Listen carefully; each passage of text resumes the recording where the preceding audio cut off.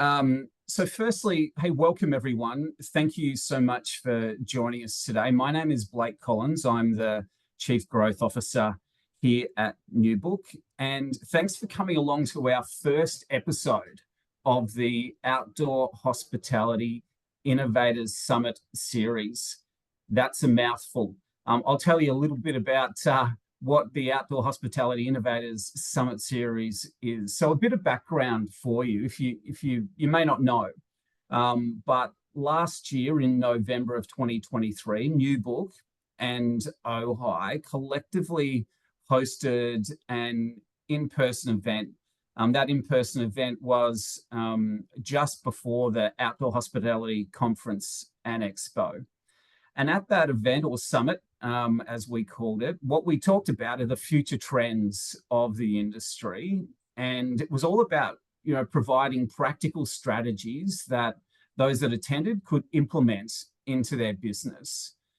And probably more importantly, it was about bringing this community together so that people could connect with their peers and learn from their peers and take that learning back to their business to create better guest experiences.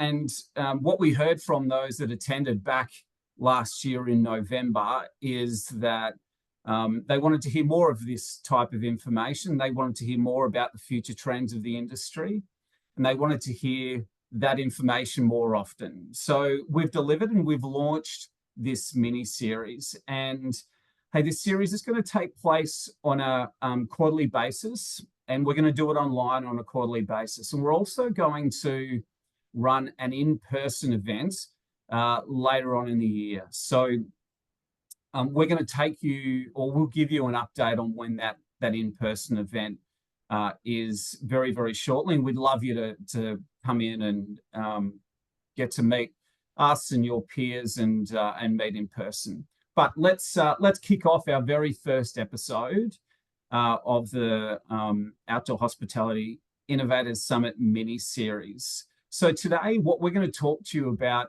is all about integrations. So what we're hearing from our customers, in fact, we're hearing this from all of our customers and the broader industry, are a whole bunch of questions around integrations. What are they?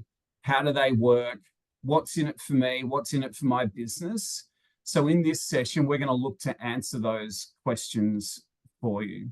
So first up, I'm going to explain a little more about what are integrations, and then I'm going to hand over to our guest speakers who are experts within our industry, and they're obviously campground operators themselves. And what they're going to do is they're going to share some stories about what they use, and they're going to count down on the top 4 integrations that they use in their parks and why they've decided to use them and what sort of benefits they're seeing.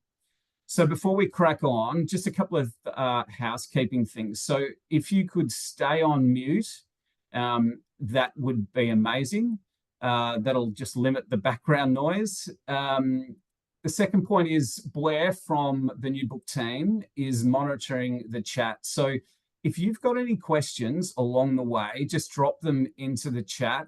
And what we'll do is we'll take those questions and we'll look to answer those at the end of the session so that we can inform you on those questions. And we are recording this session, so you can share it with your team at any time.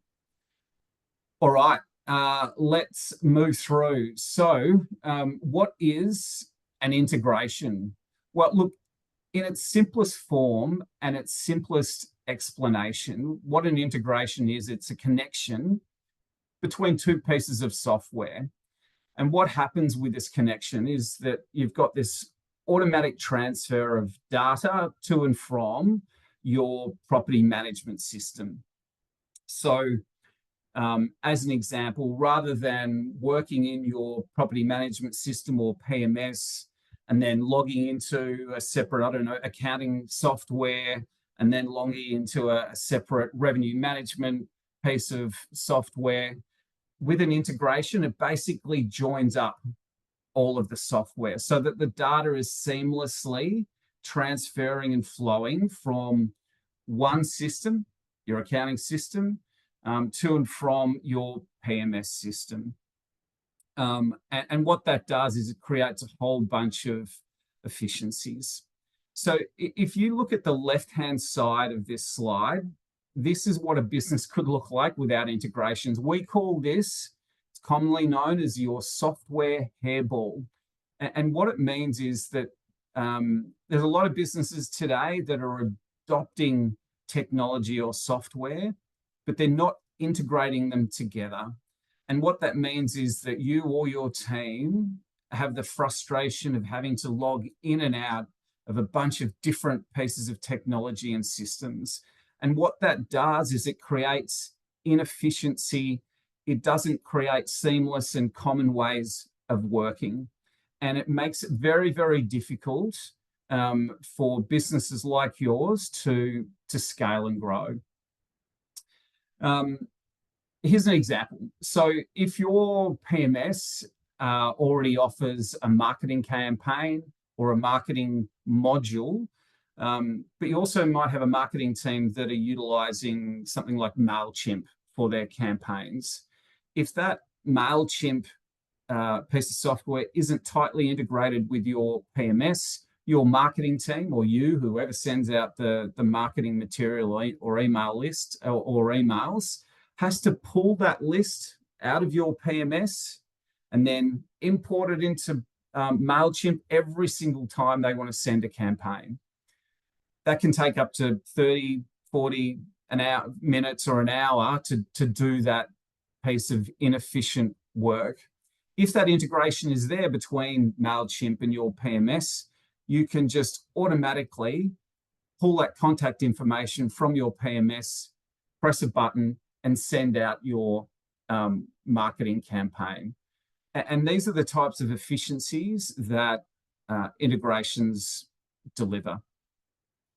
So comparatively, on the right-hand side of your screen there, no matter how many different systems that you're using, integrating with a property management system creates, what you want to do is create this joined up ecosystem where you've got seamless ways of working and that your team are really clear on how to use that one system or one joined up ecosystem. And really, more importantly, it creates this joined up experience for your guests. So what can be integrated? If we move through to the next slide, what can be integrated? Well, the great news is just about everything. So integrations really benefit your business from a holistic perspective. They benefit the front desk team, they benefit the housekeeping team, the financing team, everyone across your organization. And most importantly, as I said, these integrations benefit your guests' experience. So what most of you are probably seeing and experiencing today, that the guest of today and the guest of the future are now expecting this, resort-like service and amenities. And as we see the younger generation come in, that more active traveler, the glamping boom, their expectations on their experience are just getting higher and higher. And the great news is when you implement integrations into your organization, it allows you to really meet these guest experiences. So here's a great example. So just a thumbs up. Who's ever heard of App My Community? Can I see some thumbs? Okay, if you haven't. So what App My Community is, it's a guest engagement app where guests can do a whole bunch of things like view maps of your property, they can book activities, they can hire facilities, they can look at dining options and a whole bunch of other things. So by integrating App My Community into your property management system, what you can do is take that experience to the next level. So you can send out push notifications to your in-house guests and really alert them to a whole bunch of events that are going on in your park. Or, maybe you're going to run a happy hour and at the bar, and you want to let campers know all about it. You can send a push notification out to them through your PMS. You can also allow them to make purchases in that app and charge back to their booking for payment when they check out. It's all these little things that create this joined up and amazing guest experience. So today, our guest speakers, are going to provide some really great tangible advice on some real life examples of how they're using integrations. But briefly, just let me touch on a couple more of the popular connections or integrations that we're seeing within the industry. So another one is access control. So what this includes are things like automated license plate recognition. Great thing about that is increases security and really helps to improve the flow of traffic into your park. Accounting, of course, every customer that is coming onto NewBook wants to tightly integrate their accounting platform, be it QuickBooks or Sage Intacct or Xero or MYOB. They want that integration to allow that transfer of accounting data in and out of their property management system, so that there's just no double handling on a day-to-day basis. And of course, payments. So the traveler of today and the traveler of the future want contactless payments, and we see this need more and more for all properties to have a tightly integrated payment solution. And of course, as we're trying to grow our business and bring more people into our parks, integrations into online travel agents it's getting more and more important. So whether that be, an integration into Spot Tonight or Booking.com or Book Outdoors, it's really important that organizations like yours are integrated into those online travel agents to help bring more business into your park. All right, I've probably spoken enough. It's time to introduce our guest speakers. So, ladies and gentlemen, put your virtual hands together for Amir Harpaz and Courtney Molden. I can hear that round of applause reverberating around the globe. Hey, Courtney, how you doing? I'm good. How are you? I am well, thank you. And Amir, how are you? You're on mute, is how you are. Say great. Great, fantastic. Hey, Courtney, in 30 seconds or less, tell me, who are you? All right. Well, I'm Courtney Molden. I'm the business operations manager at Lakewood Camping Resort located in Myrtle Beach, South Carolina. My family has owned it for 65 years, so we're still family owned and operated, and I'm just glad to be able to be a part of the cause. Fantastic. Thank you. Amir, your intro. Who are you? What do you do? Yeah, I've been developing and running RV parks for the past 23 years. My latest one is Torrey Trails in Florida. Fantastic.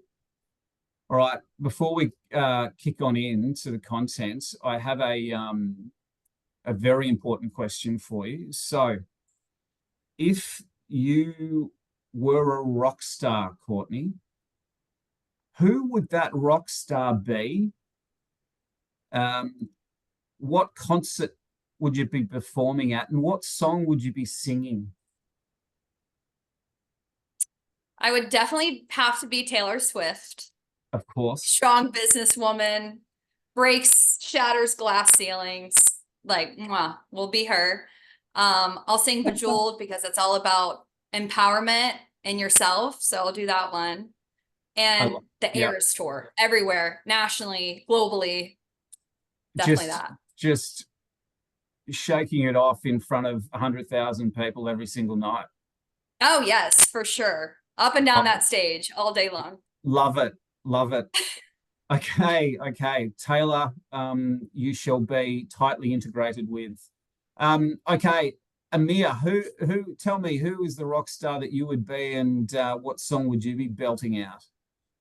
Um, and I try to live by DJ Khaled's motto is all I do is win, win, win. DJ Khaled, all I do is win, win, win. You know what? I can see you singing that. Um, Yes. I love it. Great work. All right, hey, let's kick on in and count down our top 4 integrations. So let's kick off with number 4. Amir. Yeah, guest access control. You know, we use that quite extensively in at more than one park. Remote lock is a great integration that greatly enhances both your guest experience as well as enhances your operations, makes it super easy. When people make reservations, and it's true also, you know, a lot of people think remote lock is only good if you have cabins, but that's not the case. If you have any public amenities for all you guests, whether it's a clubhouse, showers, laundromat, we have them even on our maintenance buildings where only staff have access to. It makes it very, very easy that when a guest makes a reservation, that the system automatically allocates that guest a code either for the cabin or for common buildings. So when they check in, that code automatically becomes enabled. And when they check out, it gets deleted from the system and doesn't provide access using that code. It's great. You know, what we really, really like to do in places where we have cabins is create door groups where we group all common amenities with each individual cabin. So that code that a user gets or a guest gets, I should say, opens not only their cabin, but every single amenity that's on property. It's literally once it's implemented, it's set and forget. It becomes so seamless that it's nothing, you don't have to think about access anymore. It's just part of the reservation process. And Amir, like before access control, like what was the downside, yeah, if when you didn't have this integration up and running? Well, it's, you know, it's a great question. We've done multiple methods. You know, back in the day, you really had the buildings open, or if you really, it was important to lock a building, you needed to physically go and lock the building and make sure somebody's there early enough to open it up if it's a laundromat or a clubhouse. Then came the keypad locks, the mechanical keypad locks where you have Yeah. to like mechanically program the code and then give it to all your guests. And once every few months decide that, oh, enough guests have had it, let's change the code because they got being abused. You know, cabins typically we used to hand keys out and then those would get lost or broken or stolen or whatever. And just the process of issuing keys, taking deposits to make sure they get back to you. There wasn't a week where you didn't get a phone call from a guest. Oh, I went home and I by mistake forgot to give you the key and I have it, and they would mail it to you. This really got rid of all that. So, you know, it's great, great time saver and then just removes any access worries from the team just to concentrate on providing guest experience. Yeah, great. Like, sounds so. You know, it sounds like just a no-brainer and a Yeah. have to have in your park. Like in terms of, you know, getting this integration done and implementing this process in your park. Like, was that time consuming, or was it easy to do and implement? It's super easy to do. You know, if you have you don't really need to even be a maintenance man if you know how to replace a lock on a door. But you know, it's something that can be up and running per door in less than half an hour. You know, it automatically connects to Wi-Fi once you plug it in, and then you enable the integration via the PMS, and off you go. Fantastic. And in terms of the ROI or return on investment, it's all about, you know, time saving. You know, yeah, the time saving, obviously, but I think, you know, there's also this intangible element to the ROI in this instance, is that the guest experience is so greatly improved. Yeah. You remove friction, and guests and staff appreciate that. Great. Okay. So there's our number 4, guest access control. All right, we're going to roll into and count down to number 3, POS and RFID wristbands. This is your time to shine, Taylor. I mean, Courtney. All right, so this is one of the best integrations that I think have been introduced into our park. And it's really one that sets us apart and allows us to have the title of resort, right? So we use Ideal POS, and that is our point of sale system. And it allows us to use these, which is what we use. It's an RFID wristband, or you can use whatever device that you would like for your park. But it integrates to be allowed for seamless payments, for enhanced security, and then obviously enhance your guest experience. So the wristbands, what they do is whenever they check in or before they check in, we scan them into NewBook, and then all of their guest information is located on these wristbands. So anywhere from their site number to their name, and then ultimately the amount of money that they put on these things. So the 3 major, ways that we use this, one is the cashless transactions. So that's a really big thing that's going on right now, is the easily accessibility that you can use to make a payment anywhere, right? Most of the time we have it located on our phone. Well, in this case, they have to wear these in the park, so why not put money on them? So with that, they can use it at any eatery, at our camp store, activity center, or wherever you have in your park where people can, pay and purchase things. So let's just say, mom's laying on the beach and mom put $50 on, her little boy's band. Well, he's allowed to ride through the park on his bicycle, wants to go get an ice cream, and he's out of money. Well, he can call, or mom can call, put more money on his car or on his wristband, and then he's ready to go. She doesn't even have to leave the beach. So she's still in that vacation mindset the entire time that she's here, because it's a no-brainer. Oh, I'm just going to give him this, because even as an adult, you don't have to worry about carrying around a credit card or cash that you may lose while you're on vacation. The second one is going to be improved security. So that's one thing, we're a massive park. We have almost 2,000 campsites total, or sites total. So for us, safety for our guests, to make it feel like, this is your second home, is a huge priority to us. So having the ability to put all your information on here is a no-brainer for us as well, right? A lot of our guests actually put them on their dog collars. And, Really? Yeah, it's really cool. So like if your dog gets lost, they can, scan it in. So we know, oh, this dog belongs to site 1, 2, 3, 4. And then, if little Jimmy, walks off from his campsite, then we know that, we can locate what campsite that little Jimmy's, belongs to, and we can call mom or dad. So it's just one of those ways that, all the information is right here. Into a park, the size of ours is really nice. And then also touching on access control, that's how we can do it for us as well is, we know that if you're using this amenity or you're gonna, be a participant in this activity, you are staying on our property because it's inclusive for our campground. And we have a lot of other campgrounds and resorts that are surrounding us that can access us from the beach. And so that's one way that we can weed out people who are not guests staying on our park.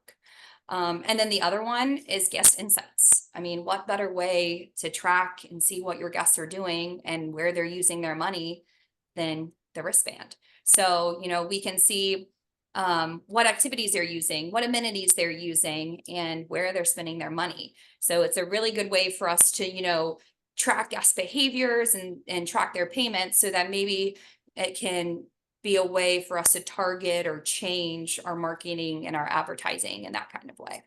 Got it. That is super interesting. So just a couple of questions without notice on this. So you talked about the insights and the data that you get around your guest behavior.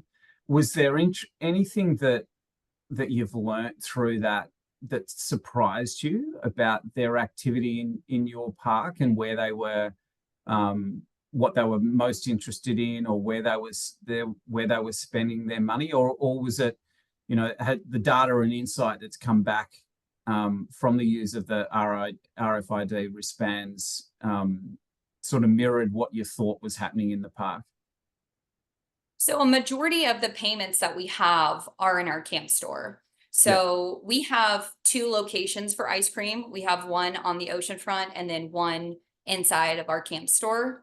And there was still a huge usage of the wristband. That's it's actually our highest based off of how much money we make and then how much money they spend for the ice cream at the oceanfront versus the ice cream in the store. But it's difficult to track that as well because the ice cream in the store also, there's a lot more food options that you can pay for too. So, but overall, the amount of people that we saw come in through the ice cream at the oceanfront was relatively higher than the ice cream that would be inside the store. Got it. And look, what we're hearing from the industry, and many parks are looking to adopt this integration today. Like, is there any pushback from your guests, or are they really happy to have this option when they come into the park? Yeah, I mean, there's definitely no pushback because all it is, it's an added bonus for them. Yeah. Right. So it's just one of those things that's like, oh, I didn't know we could do this. So, they can either split it. And that's a really good thing that I like about it too, is you can have like one fund where everybody in the party can, pinch from this one fund. Or if you have 4 different kids and you want to give each kid $25, then you can do that as well. So it's a really great way for, families to be able to save up for vacation, allot certain amounts of money to their kids, and know that it's going to be where they want it to be. Like it. Fantastic. Yeah. And last question, Courtney, like in terms of the implementation of this integration and rolling it out in your park, easy, hard, time consuming, not time consuming, how was it received? So was it time consuming? Yes. Just for me at the beginning, that's because it was new with Ideal POS. Now it's been in play for a few years. So I'm sure if I did it now, it would roll out in, 5 seconds. But initially it did take me a couple of months to be able to get it to every single location that I have. But I also have 10 versus 2, you know what I mean? So it just depends on obviously the size of your park, however many locations you have, for purchasing. But, when it comes to that too, you can really gauge, how you want to use it and where you want to use it specifically for your park. Yeah. Got it. Great. Hey, thanks for sharing. So for everyone online, if you've got any questions around POS and RFID, whack them into the chat, and we'll come back to Courtney a little later. All right, so we've covered off access control, we've covered off POS and RFID wristbands. Let's go to number 2. So Amir, guest Wi-Fi, one of your favorites. Yeah, I mean, it's not as cool as a dog wearing a wristband ordering a margarita, but it's up there. No, it's not as cool, but but yeah, but guest Wi-Fi, it's definitely, I've chosen this one because of how, let's face it, let's start with Wi-Fi at RV parks are always an issue. And I've spoken to dozens of RV parks over the years.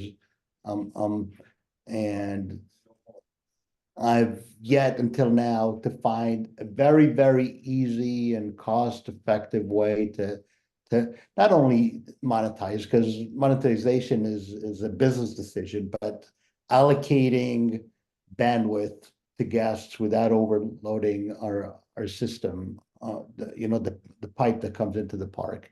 And 4Wi-Fi has been the solution that has worked really, really well for us.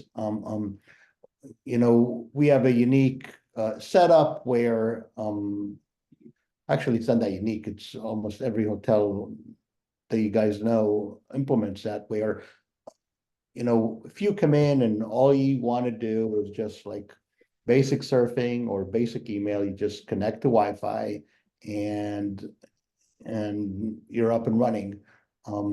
However, if you want faster speeds or more bandwidth, we have packages that you can purchase. There's a portal that captures your IP and automatically pops up when you turn on any of your devices, and you can purchase Wi-Fi. Our long-term guests purchase it in monthly increments, just like essentially it allows us to become an ISP for the long-term guests. In the transient park, you could argue that you could implement a slightly different business model, but Torrey Trails is a long-term park where the majority of the people come here and stay long-term, and just like at an apartment complex, you would pay for your internet. Same thing we do at Torrey Trails.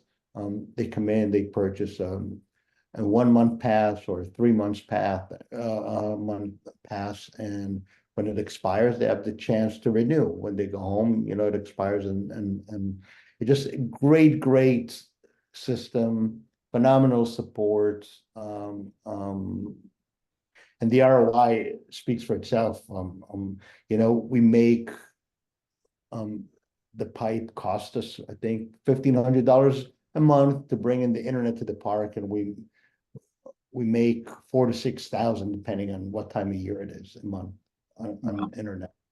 Okay.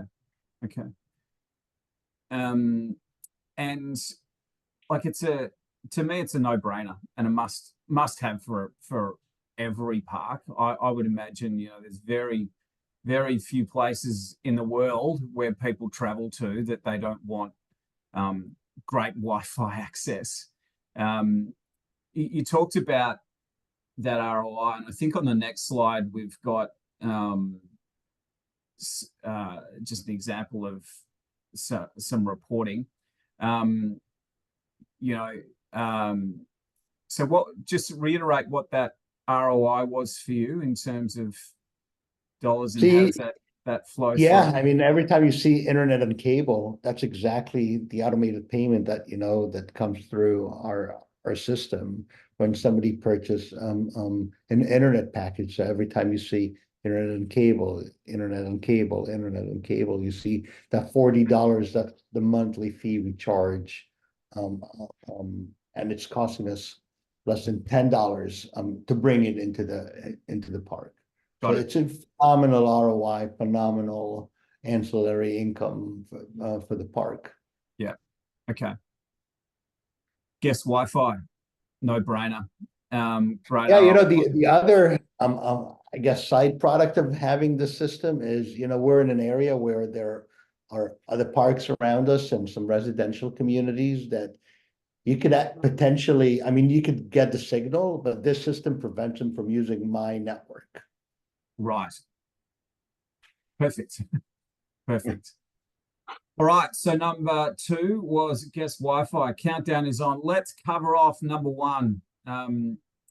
Meter readings. Amir, tell us all about meter readings and your integration with Wild Energy. Yeah, so this has to be probably my favorite integration of all times that I've ever done over the years. And you know, meter reading, when you have 400 sites, where you bill the guests for the electric, it becomes a huge operational headache every month.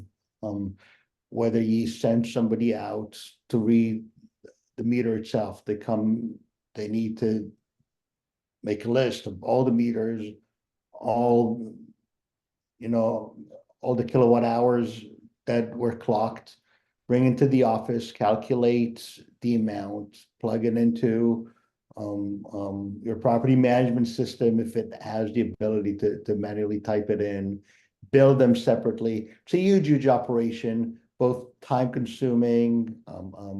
There's always human error of putting in a number incorrectly or taking down a number incorrectly. Sometimes the person reading the meters becomes a little bit too friendly with the guest and automatically shaves off a few numbers.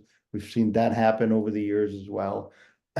With Wild Energy, all that gets eliminated immediately. I mean, once their meter is installed and communicates with the property management system, beginning of each month, it takes a meter reading, calculates the amount, automatically bills them since you have the credit card on file, and we actually turn it into a profit center as well, because, you know, just like on your electric bill at home, there's a fixed cost associated with an electric bill, and we get one too. So we pass that on to the guest. So we're at a point where if you look at our P&L, our profit and loss statement, the electric income is actually higher than the expense. And we've eliminated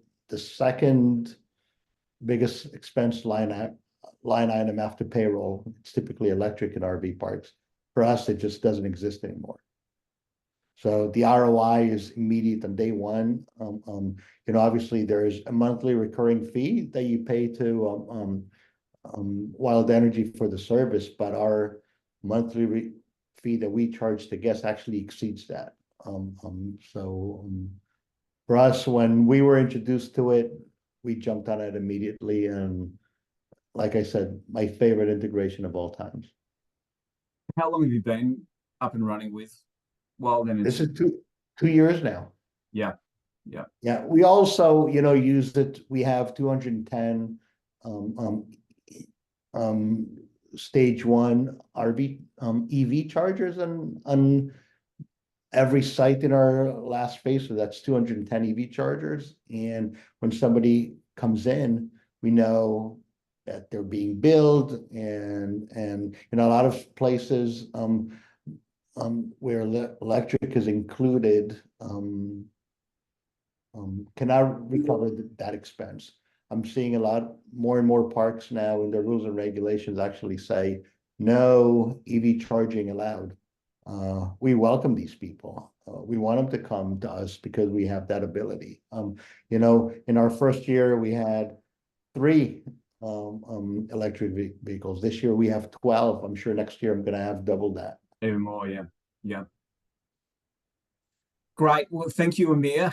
So your number 1 is your integration with Wild Energy and meter readings. So thank you for that. All right, we're going to move through on to some Q&A. So if you have any questions, guys, please put them into the chat, and we'll come to those in a minute. And while our guests are putting their questions into the chat, Amir, what would be your, I guess, number one piece of advice for those out there that are thinking about getting connected to a new integration? Make sure don't install or implement an integration for the sake of implementing an integration. Think your process through. Think what you're trying to achieve.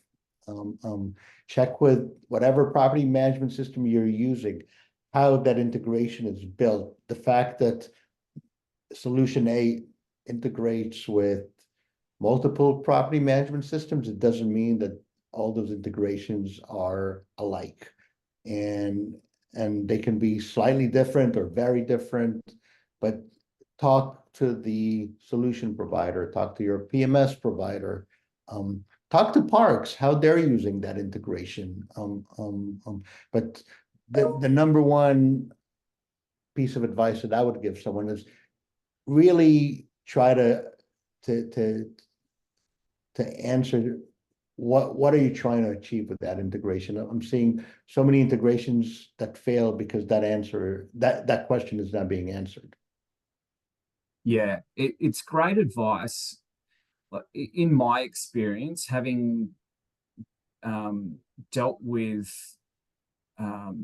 technology and software adoption for small businesses over the last 20 years, it's very rare that a small business or a medium-sized business owner will stand back and say, okay, what is our technology solution for today, and how are we thinking about that over the next 1, 2, 3, 4, 5 years, and how are we thinking about joining up these pieces of technology so that we can create really efficient ways of working internally within our business, and what's the benefit that will bring ultimately for our customer.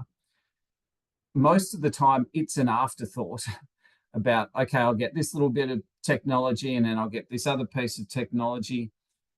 My take on this is, if you can think about, what's the business that you're trying to create, not only today, but in a couple of years' time, and what's the technology that you need that will allow you to get there over the next 2 to 3 years, and then how do you join that up from an integration perspective so that you've got really efficient ways of working within your business, and you can teach your people how to use the technology or the software so that your customer benefits. Thanks. Hey, actually, on a very good point, Blake. User acceptance is incredibly important. If you have the best integration, but your team doesn't feel comfortable with it and not using it, it's a waste of money and time. Totally. So on that, you need to tell your team or teach your team, here's what's in it for them. So what's the benefit statement for your team? Well, you know what? It's going to save them time. It's going to be easier. You're going to be able to create a better guest experience, whatever that benefit might be. Courtney, what's your advice? I agree with Amir. I mean, I think that, chatting with other campgrounds and seeing what works for them is one of the best ways to implement things within your park. Every park is different. Every park size is different. Every model is different. The way you want to gauge guest experience is different. So trying and figuring out what works for you and not necessarily what's a trend is what I think people need to focus on and remain in a straight mind to, because, for us, something that might seem feasible might not seem feasible because we're so massive, we're so big.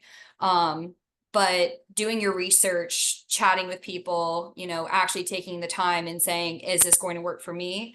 And is this going to make my company more successful, my business more profitable, and enhance my guest experience, then you're good to go. Right. Great advice. Okay. Let's go to the chat, the questions. Hey, Blair. Hello. There you are, on cue, just working seamlessly. All right. Have you got a couple of questions We do. for Courtney or just me? sort of go through these in order. For Courtney, first question was from Brian. How much do the wristbands cost you? So they're roughly about $1 a band, but there's different types of wristbands you can get. If you want to spend more money and get the silicone ones, those are going to be a little bit more expensive for you. But like I said before, in a given day in the summer on, super busy week, we have anywhere between 15 to 20,000 people in our park at one time. So yeah. So for us, we order mass quantities of the wristbands. So you would have to really gauge, how many people in your park, how many you think you're going to need, and creating a relationship with a company that sells these. We personally use PDC, but, chatting with them, because you can always wheel and deal them the same way they can do you. So if you, know what number you're looking for and how you want to use it, then yeah, ours is about $1 a band, but like I said, it's going to vary per your business. And just off that, just doing them a little bit out of order, there was a further question for you from Patrick, which was, are you using your wristbands to actually link up with your access control locks or goats to cross those, I suppose, to integrate your integrations? So that is on our radar right now. So the thing is like I said, in a given summer, we have 20,000 people who enter the park. So if every single person, unlocked it with their wristband to walk into our pool, that means that all these random people could also go in behind them, kind of like a gate to a neighborhood, right? When that opens, it's like the floodgates go through. So it's the same thing for us right now. We just have a person manning it. But it is on our radar for our bathhouses. We have 14 bathhouses, and we have a, really large problem. And I'm sure other parks do, but with vandalism in bathhouses. So if we had access control where you scan that to walk into our bathhouse, that is like cream of the crop for us right now. So that's definitely on our radar for how we want to improve our next step with our wristband integration. Thank you very much. We had a further question from Quentin, but I believe Matt from Wild Energy, who's on the call, has just jumped out, just in regards to cost with Wild Energy's meters connecting to the pedestal. So I think Matt will handle that one offline. One question from Lauren was, can we please see the slide with the summary of integrations again for a quick overview of the options that weren't covered in the top 4? So if we could just roll back to that. And there we go. Lauren, if you had any follow-up questions to that one, you just want to pop that in the chat. But while we're on that, the question from Greg, and just briefly in regard to, please discuss how Power BI integration works. I want to report information in Power BI versus running new book reports. Greg, we can cover that off this call a little bit out of the scope of this one, but in really short answer for that one, New Book has a free and open API where that's how we integrate with the system. That's how we integrate with the platform. That's how pretty much all of these integration works. You have free and unfettered access to all your data via those API endpoints, which are exactly the same endpoints that we use to develop with. So if you want to pop your contact details in the chat, we'll have someone perhaps a little bit more technical that can just reach out and run through that with you. And, right. fine. Sorry. Sorry, Blair. Just on this slide here, just give us a 1-minute overview of the types of things that can be integrated. So you've obviously got accounting, you've got revenue management. What else?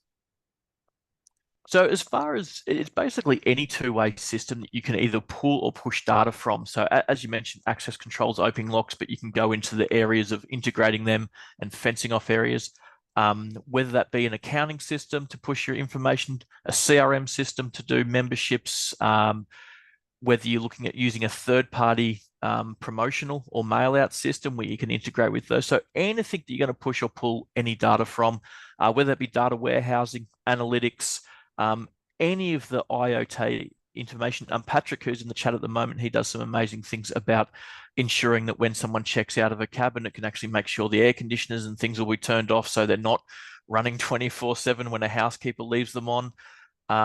Down to some of the other guys in chat, virtual tours, 3D campsite tours. So there's very little you can't actually integrate with. I'd say the main thing that would hold back from that is if those third-party systems are just not modern enough, where they're not using APIs and things along those lines. But the world really is your oyster in regard with integrating these third-party systems. If they have the technology to do it, it is an open book for New Book to link in with them.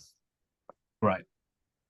I think we've got time for one more question if there is one there. The last question was, and I think we covered this away in the chat a little bit, was what campsite / RV booking OTAs are you integrated with? I just put a list there, but all the common ones, you got Book Outdoors, Spot Tonight, you've got The Dirt, VRBO, Google Hotel Ads, Airbnb, Booking.com, plus your more traditional Expedia's, Hotels.com, Agoda, and we are adding more and more every couple of months. So absolutely, you can take a look at that on our website. There's a list of about 52 of them we integrate with natively. And we just did have a final question come in from Gina. What you came here to see is if anyone is using integrations to grant access control for space reservations, and someone books their space and their pedestal becomes live. So in regards to individual space integrations, we do have a lot of clients doing that. So if it's obviously a cabin, your individual code will get you through the front door and also into your cabin. As far as with the wild energy thing is obviously it will not turn on that pedestal or on that thing until you go on. As far as if you can enter a PIN number to activate that pedestal, something New Book could certainly do. I would suggest reaching out to Matt from Wild Energy. You should be able to see his number there in the front to see if that's functionality the actual pedestal has. But from a New Book point of view, absolutely that's something you can do. You can do these things at an individual site level, no problem at all. Right. Hey, thank you, Blair. All right. Well, we are fast running out of time. Firstly, ladies and gentlemen, put your collective hands together for Courtney and Amir. We need a crowd noise anyway. We'll do that for the next one. Hey, Courtney, thanks so much. Sounds like you've got, you know, people, the volume of people like ants coming into your campground at the moment. You're about to head right into your busy season. Yes. All the best. All the best. And thank you. Keep banging out those Taylor Swift songs. And thank you so much for your insight and your expertise. We really appreciate it. And Amir, as always, thank you for your time and thanks for having me and your insight. Really appreciate it. And to everyone on the call, thanks so much for joining us today. As I said at the top, we're going to run this this series on a quarterly basis, and we'll let you know in terms of the theme or the topics that we'll cover in the next one. And we hope you got something out of today, and we look forward to see you on the next one. Have a great day, and we'll see you next time. Thank you.